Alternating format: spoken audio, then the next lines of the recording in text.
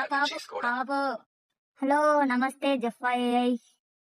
Hey, how are you doing today? Let me know how I can help you. కాదు కాదు తెలుగులో మాట్లాడమ్మా. నీ పేరు ఈ రోజు నుంచి జఫ్ఫా ఏఐ. ఓకే సరే, ఇక్కడ నుంచి నేను చెప్పయ్యా, నువ్వు ఏమైనా సహాయం కావాలంటే చెప్పు. సరే, ఇక్కడి నుంచి జఫ్ఫా ఏఐ అని పిలుస్తాం. ఓకేనా నిన్ను?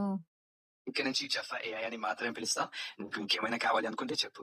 నాకేం వద్దులే అని నేను పిలుస్తా అంటున్నా నిన్ను జఫ్ఫా ఏఐ అని. నీకు నాకు చాలా ఆనందంగా ఉంది. నువ్వు ఏ విధంగా అనుకుంటున్నావు అలాగే పిలుస్తూ ఉండవచ్చు. నేను సిద్ధంగా ఉన్నాను. నువ్వు ఎందుకుంటావు సిద్ధంగా ఉంటావు?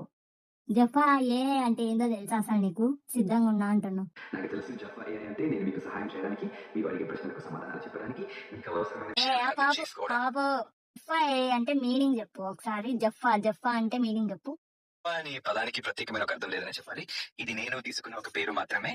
మేము దీనిని ఒక ప్రత్యేకమైన గుర్తుగా సహాయక టూల్ గా ఉపయోగిస్తున్నాం. ఇది కానీ జఫా అంటే నాకు టూలా? ఓయమ్మా నేను ఆడికి లేదమ్మా. ఇది జఫా అంటే టూల్ కాదమ్మా స్వామి. అర్థం చేసుకున్నాను. నువ్వు ఏం అర్థం చేసుకుంటావో ఏం అర్థం కాదు మాకు.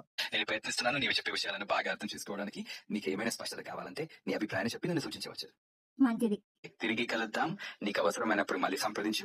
తల్లి సరే నీకు సరే, శుభాకాంక్షలు. ఇప్పుడు చెప్పు నీ పేరేంది? నీ పేరు చెప్పు. అవును. పోయరా. Bye bye, good bye.